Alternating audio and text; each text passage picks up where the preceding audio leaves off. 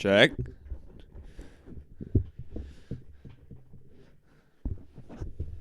Oi!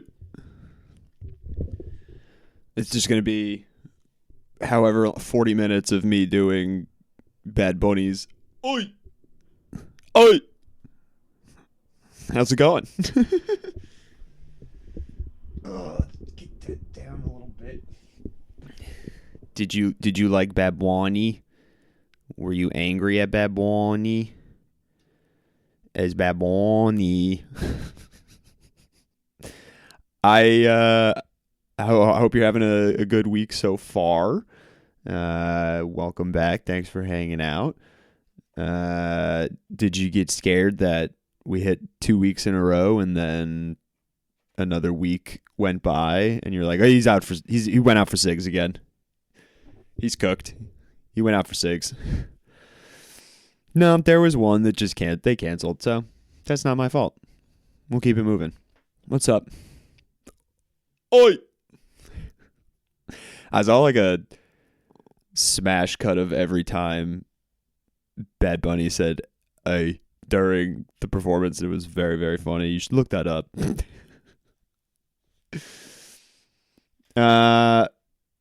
I'm so sick of this winter. I'm so done with it. I cannot handle. I looked at the weather right before recording this. I don't know why, because I thought it would be fun to get angry, I guess. And there's like 5 days of snow coming up in the next 10, so that's fun. I hope it's not snowing wherever you're listening to this. Oi! All right, I got. I'm entering mom phase of sports.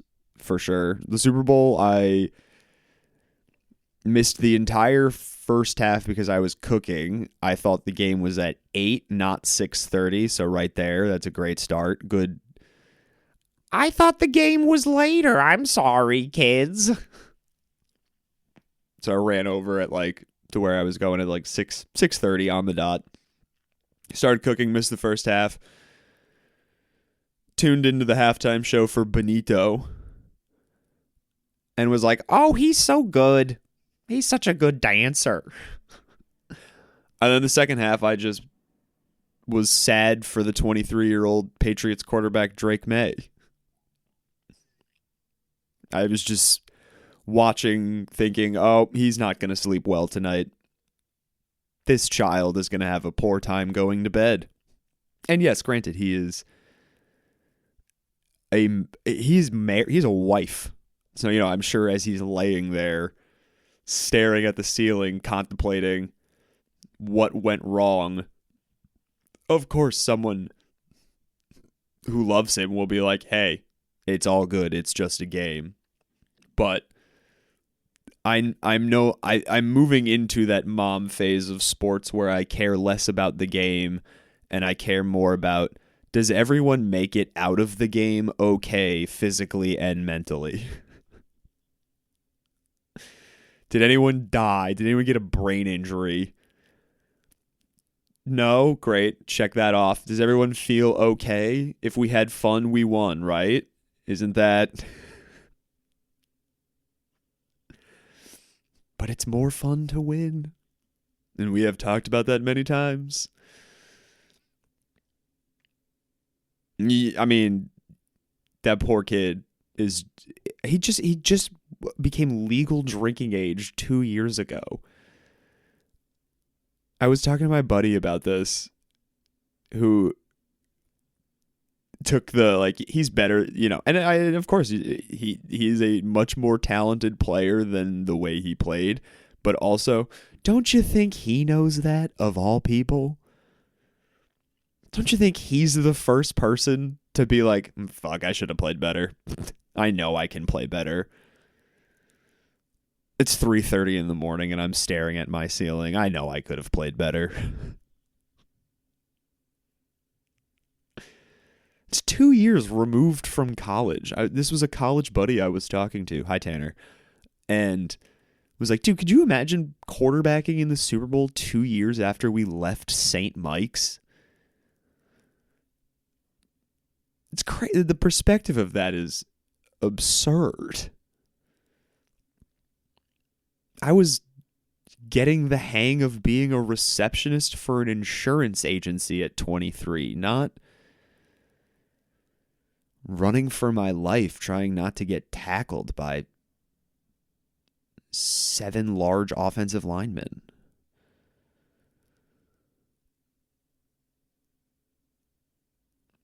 And also, how spooky was the Ring commercial where they were like, yeah, just let us use your camera to monitor the neighborhood. It's fine. Who cares about the surveillance state? Just think about the sad 23-year-old. Yeah, lost puppy. Yeah, get the fuck out of here. We all want to find our neighbors' lost dogs and, just make sure that we tell the government where our neighbors are at every moment in time. No. Ring has contracts with Flock, which is another camera company, and they're doing stuff with ICE. So, we're the dogs that they're trying to find, by the way. Like, we're the lost dogs that they're looking to corral in the neighborhood. It's not your golden retriever, it's your daughter. So think about that as you're smashing your Ring camera with a sledgehammer, I hope. That was such a... I mean, the absolute break smash that happened in my brain when just like, hold on, what are we talking about here? No, thanks. So yeah, go out, break your Ring camera right now if you have one.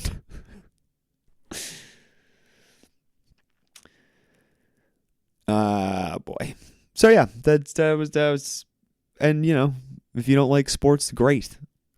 I'm getting there. Bread and circuses. The shift of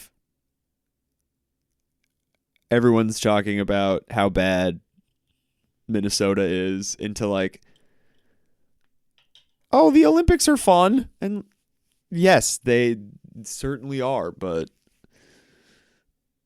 give the people bread and circuses, they'll never revolt. Is like one of the oldest quotes of human history. That and prostitution is the oldest business. And baseball is America's pastime. I went to the doctor yesterday. That's always a fun at 31, where it's just a physical. It wasn't like I'm sick and need medicine. It was just I remember going to the doctor every year at my birthday as a kid. So I called at my birthday and was like, hey, can I come see you guys for that yearly birthday appointment that you're supposed to do? And they were like, yeah, why not come in middle of February? We're pretty busy. I was like, all right, whatever. Sure, that works.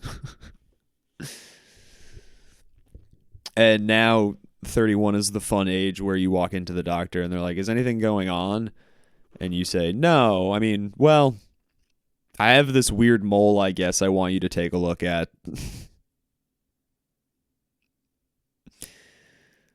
That's always a nice sign of father time, just being like, hey, what's up? Here's this weird skin blotch that, you'll probably pick at and make worse.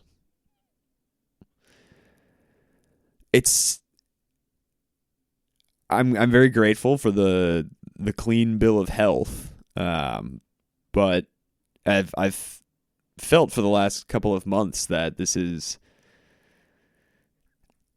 just screaming into the void. Everything, like just hoping for the void to answer back, just being like, what is my purpose? Am I okay? And in a way, the doctor is somewhat of the void, because it's our internal checkup. We can't figure out what's going on. So just to sit there and be like, is everything good? I feel crazy. And the void answers back like, you're actually pretty healthy. You should keep doing what you're doing. Which, I don't know, is that empowering or terrifying?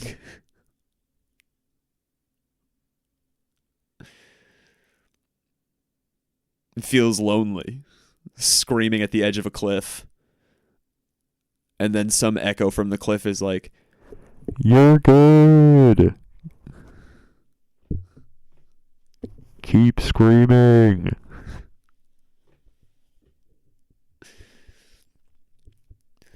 I think it's also, now at 31, this was it's such a bummer that you go to the mechanic and it's like, hey, can you check the engine? And they're like, yep, all good.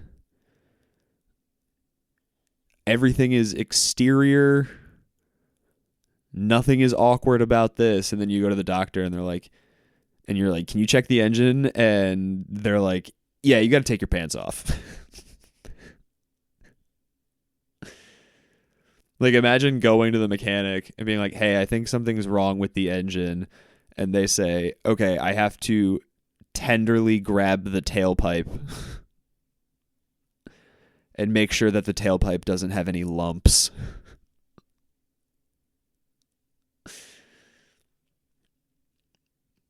It's an interesting thing to slip in also, because we did the height, the weight, which I'm very happy. I gained some weight, which if you go back and listen, as I've said many times, ironically, for a food podcast, the person who had the idea and makes the food and all that doesn't have the best relationship with food. So last year I was I'm still skinny, as many people will tell me. But last year I was 137 pounds at my lowest. The doctor, I was 139. So the goal was to become less of an inflatable tube man outside of the used car lot. We gained some weight, so that's good. In the frustration of keep going, I did have to check back and be like, well, okay, you gained some weight. That's good. You're not withering away. I hate the blood pressure thing. That's my least favorite thing is asking a stranger to check the engine. But when you're just sitting there and they put that thing on your arm and it starts pumping and you can feel the pulsating in your bicep, and you just become aware of all of the innards of your body moving around, and it's so squirmy and sketchy. I hate that feeling. So sitting there and taking some deep breaths, and I, for whatever reason, went to Whitney Houston. I just was singing her. I wasn't even listening to her beforehand in the car, so I just it just popped into my brain. So I'm taking some deep breaths. The nice nurse lady pops the thing off my arm, and she sees me sitting there queasy, eyes closed, shoulders hunched up, trying to get my neck into my body like a turtle. And she's like, are you in pain? And I went, technically no, I'm just uncomfortable from the blood pressure. So went through all the stuff, and the mental health portion is always hilarious. If you're in that realm, you're going through, like, in the last 2 weeks, have you felt lack of motivation, desire to do things that normally make you happy? Very often, sometimes, not often at all, never.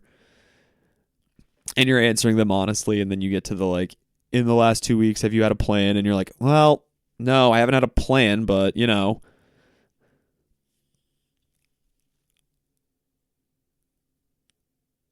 the last 2 weeks, I've certainly been like, man, wouldn't it be easier to just not be here? I think that's always the thing that sounds so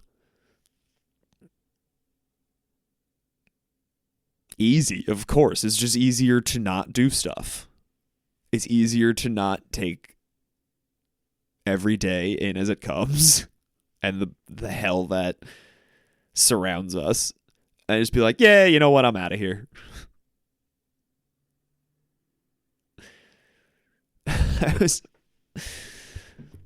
I've been on this topic. I've been saying the quote lately, one must imagine Sisyphus happy, which is the last line in this book by this French dude, Albert Camus. He's a weird dude. And I've never actually read the book. I just know that line exists. And I was like, cool. That, I like the idea of that. Sisyphus. Oh, okay. Also, Sisyphus was a king who, when people would come to his kingdom, I think he's Greek.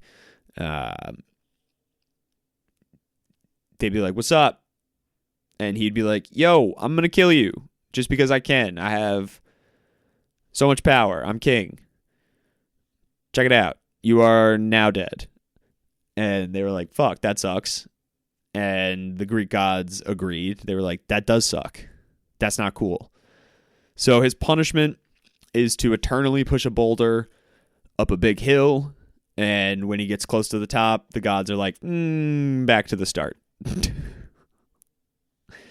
And, of course, it is a metaphor, allegory, whatever, of day-to-day life, how we are all pushing the boulder.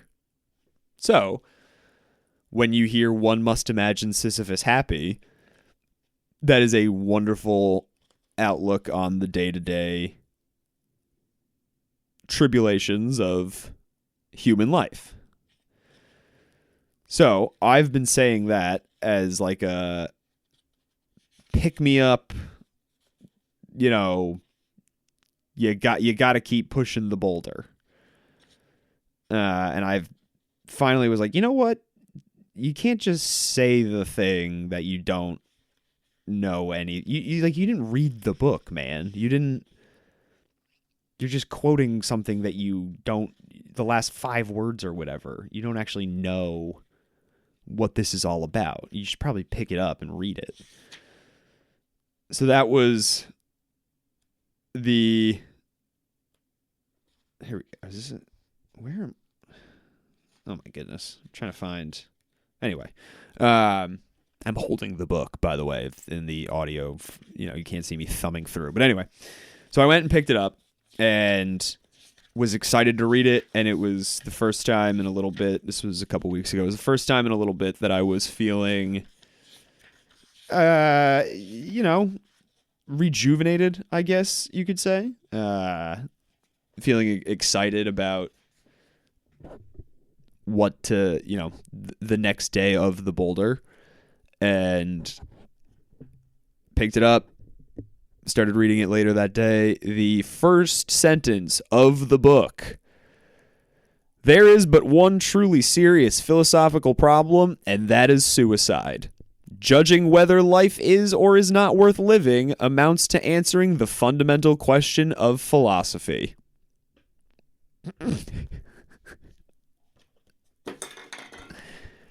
I don't know what I expected.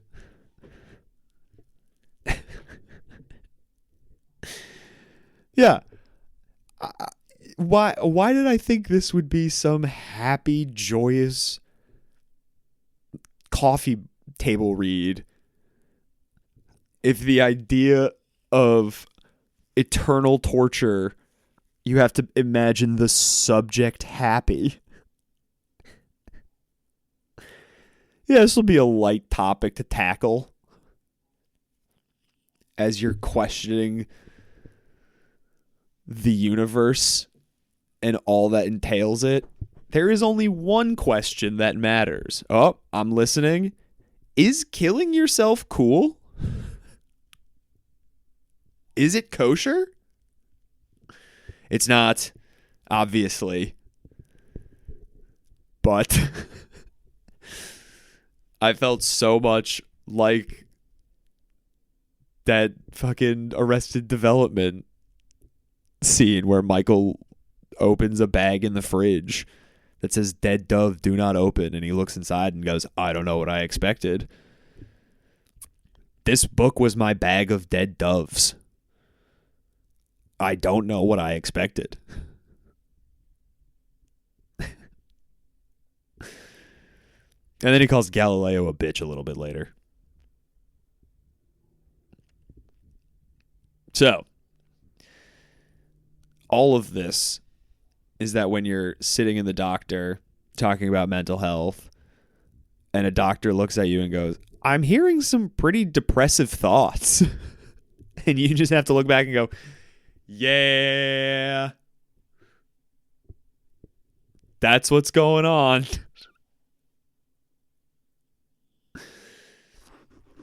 And of course, I'm a massive proponent of therapy. I'm not changing my mind on that after however many episodes. But this is partially what an issue, not issue, but something that happens in therapy at certain points is when you start contemplating or being affected by the things you can't control. When you tell this person about the things that are bothering you and they say, well, can you control them? Are they something that you can rationally change? And you say no, you just kind of stare at each other and go, well, you have to accept it then. Which is a cycle of a difficult task. I'm frustrated by something. It's out of my control. Okay, it's out of your control. What do you do? Well, if it's out of your control, you have to accept it. Well, that frustrates me. And now we're back to the start. It's an endless race. It's a catch-22.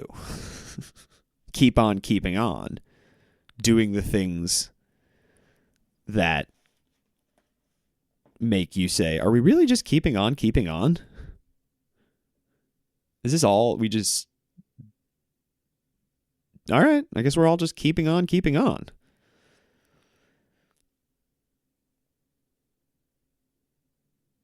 And normally I find the joy in that, the romance, but it absolutely is harder in the dead of winter. You're like, okay, I guess we're just keeping on keeping on. I'm going to go for a walk, maybe smell some nice flowers, maybe I'll pet a dog. Oh, wait, never mind. It is -6 degrees with wind chill, and there's mounds of snow everywhere, making it hard to walk. Bummer.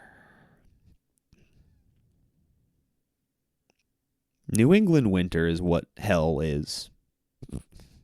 Hell is not a hot place. It's New England in February forever.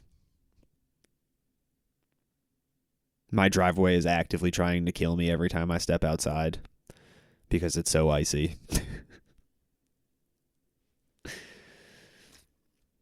So the little things are harder to appreciate in moments like this, I guess, just because the flip side of the coin of like appreciate the little things is like, well, they're just little. It'd be nice to appreciate a big thing.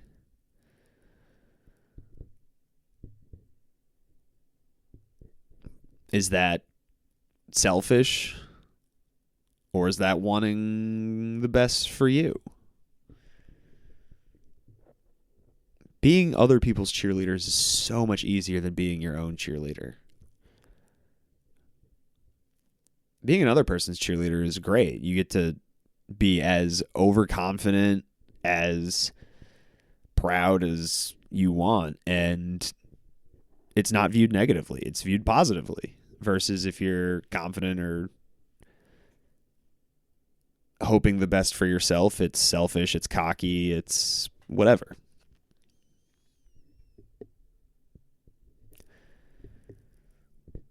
So that's why it's just so much easier to divert to, I cook for you, I ask about you, you are wonderful. Which you are. Both you listening and whoever sits across from me. You are wonderful. You deserve happiness. I giggle because I emphasize the you.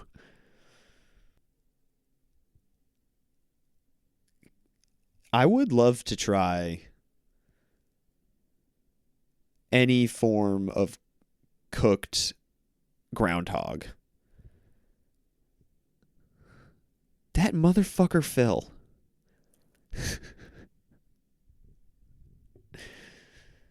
Every year it seems like he picks 6 more weeks of winter. And yeah, I know, the groundhog obviously doesn't control global warming. The groundhog obviously is not in control of the weather. The groundhog's not Jewish. I should probably cut that part.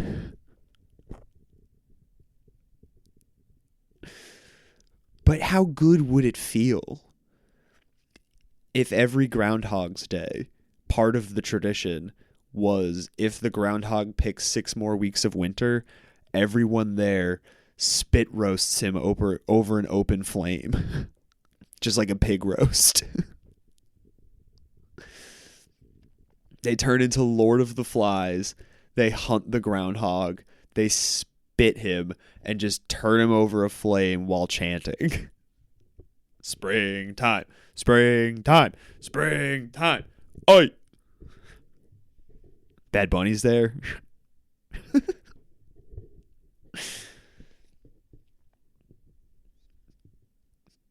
That's what we deserve.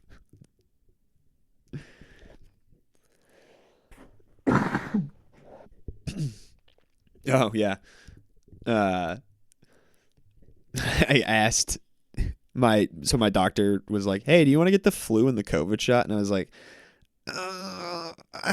okay, I have some questions, not because I'm anti-vax. I'm just really afraid of needles.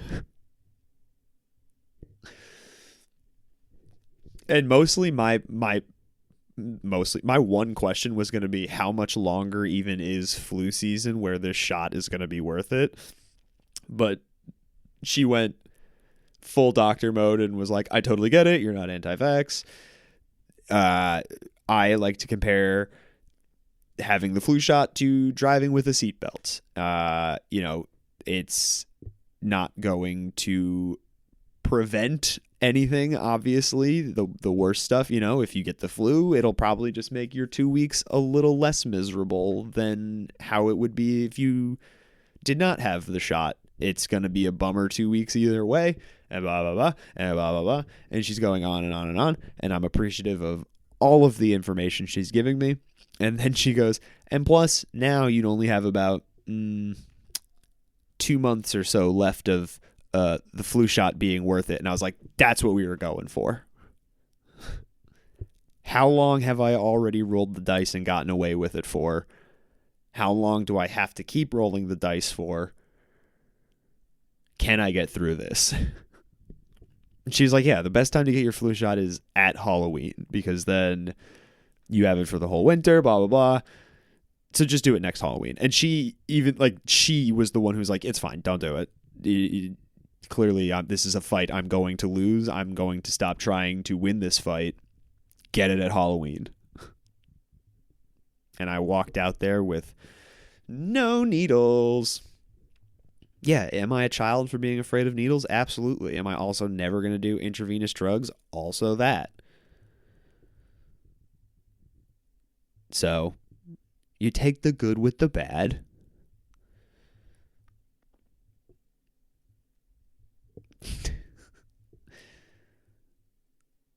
Wrapped up in all of this is just like the identity of still feeling like a child despite being 31 and kind of looking like a child. Of course, you know, when people say like thin, or, you know, a comic the other day was like, we're the same age and you look 15 years younger than me. I was like, great. Yep.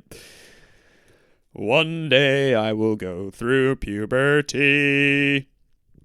But when we were talking about diets and weight, the doctor was asking, do you drink enough water? And I was like, probably not. And by probably, I mean definitely not. I drink water. I drink a lot of seltzer, and I love juice. I'm a big juice guy. And her response was, oh, okay, that makes a lot of sense then.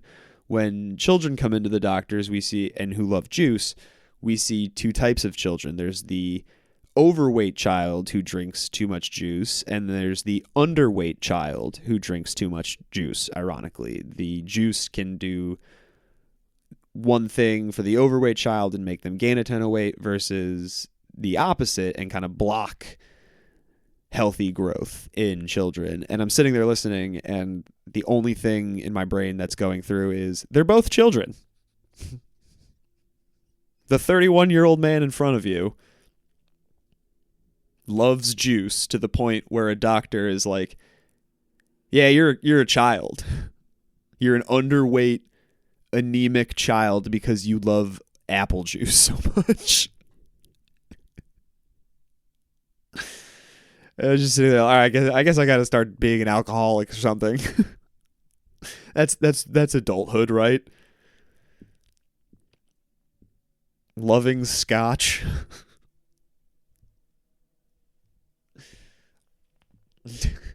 The underweight child who drinks too much juice. That one. Yes. That one is me. I am the underweight child who drinks too much juice.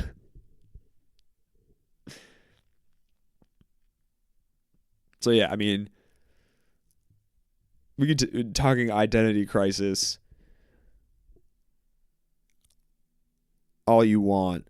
It is very funny to sit in front of a medical professional and hear, based on your love of a beverage, your body has reacted. Your body can react one of two ways. They're both still learning how to read.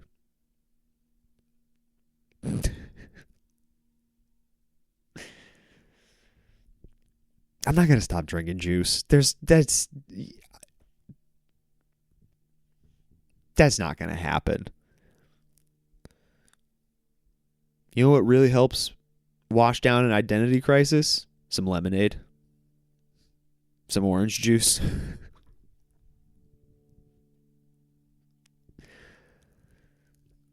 A nice chug from a Dole's apple juice gallon.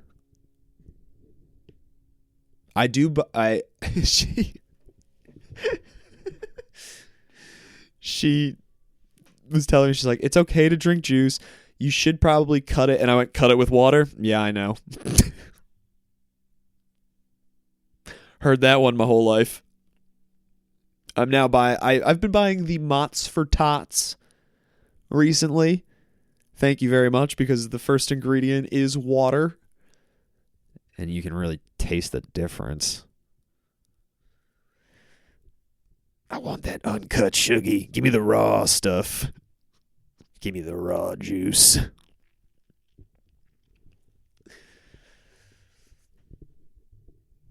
There's no way.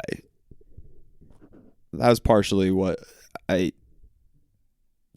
keep coming back to this also, of like, you gotta cut back on smoking cigarettes, tobacco, all that. It's the one.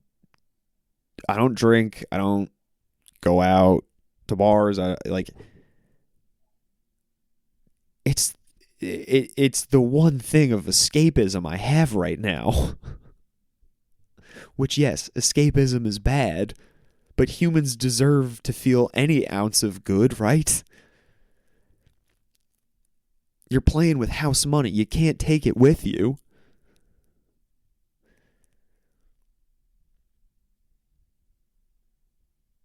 Let me get just a little bit of a head buzz.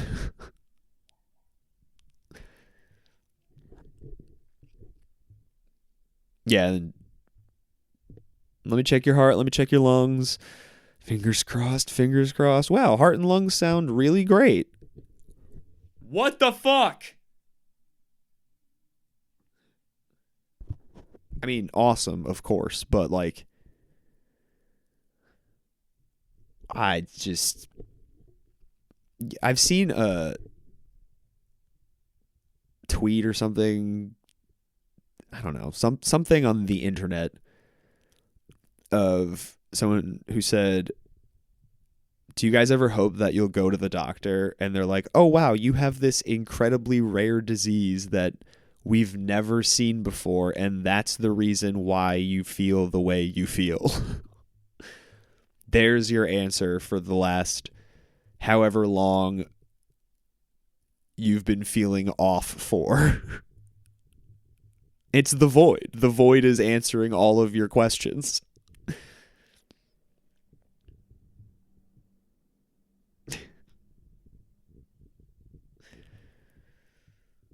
The Oracle, I know nothing. What is I don't. Was the Oracle, what was that? It's just like a stone.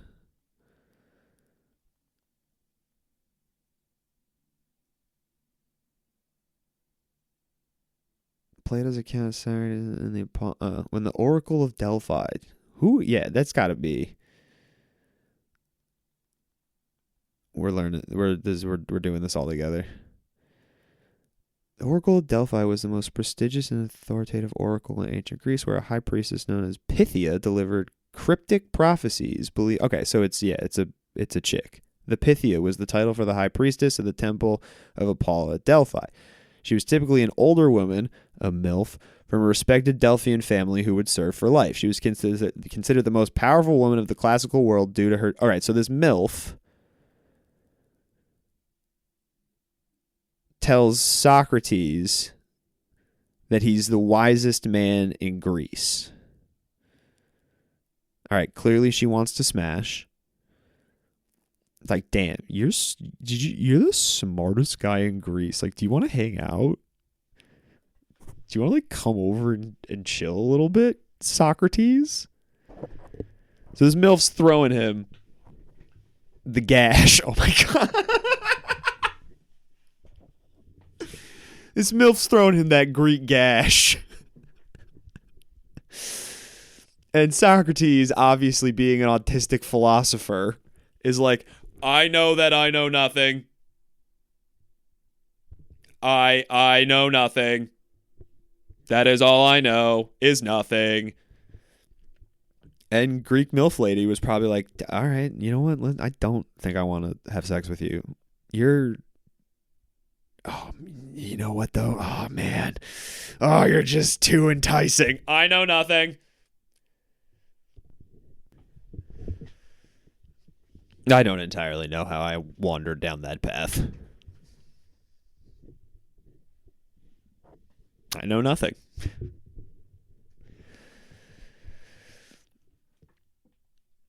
All right.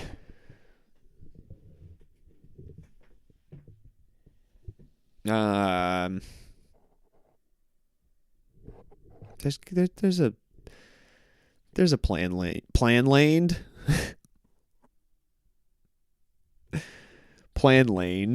plan whoa plane land. Wow. You just heard someone's brain short circuit in real time. I forgot how to say plane, and it just kept coming out as planned. It's like I texted my friend Tara one time. I forgot how to spell the word pal. I kept spelling it Pale, which is pale.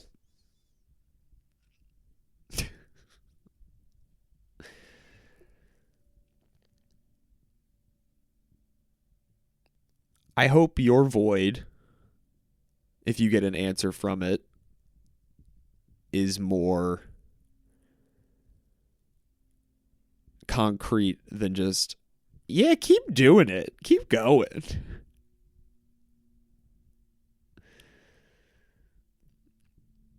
It's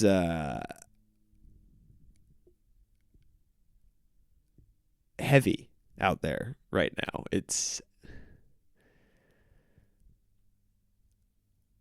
they're the Minnesota's, it's going to happen in other states.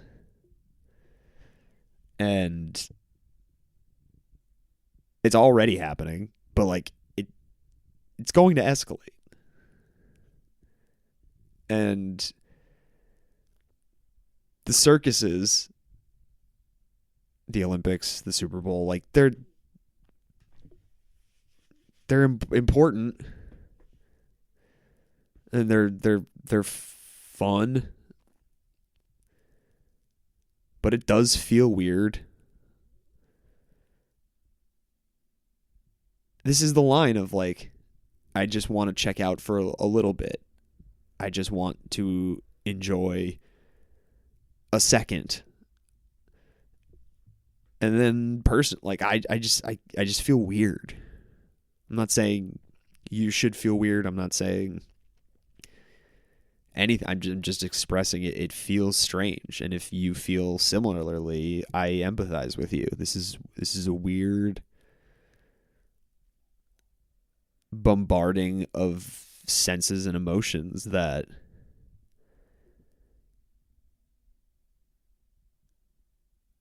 it's a weird pendulum swing that it's just instability inwardly and outwardly. So I hope your void gives you some stability.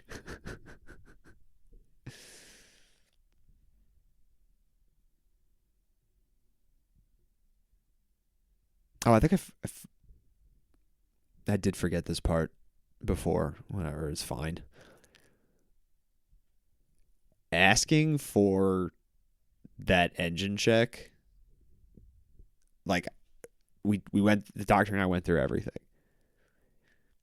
And at the end, she's like, is there anything else? And I was like, oh, hey, that weird mole on my side, by the way, can we take a look at that? And she was like, oh yeah, I forgot. I'm so sorry. She throws some gloves on and takes a quick glance at it and is like, this is weird. It's not like immediate. It looks like it got irritated. And I was like, yeah, I don't know. I might have scratched at it by accident with something, or it doesn't normally bother me. It's been bothering me. And she's like, give it, a month. Keep on keeping on.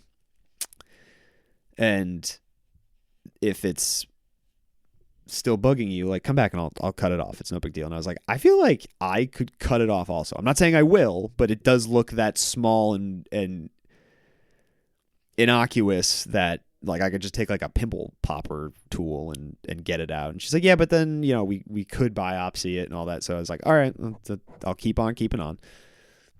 And so she's going to take the gloves off her, the examination gloves, and I was like, whoa, don't take those gloves off yet.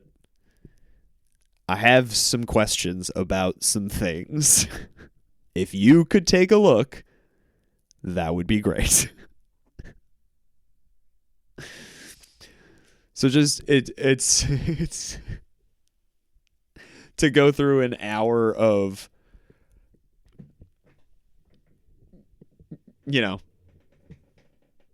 foreplay, if you will, to then be like, hey, after all of this, now I need you to touch my balls.